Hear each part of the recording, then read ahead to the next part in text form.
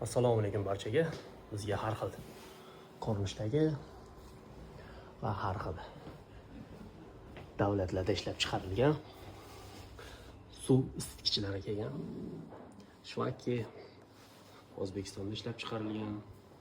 Tablosi sensor gradusini sifrada ko'rsatadi. Gorizontal, vertikal varianti bor. 3 ta vixtli.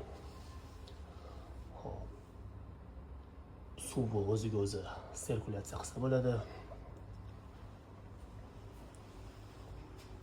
Hop. 30 talik real O'zbekistonda ishlab chiqarilgan, 50 taligi 10 litrlisi, 15 litrlisi bor.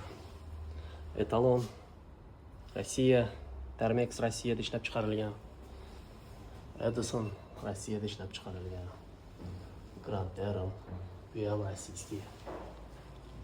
Koko Xitoyda ishlab chiqarilgan. Gorizontalnisi, vertikalnisi bor.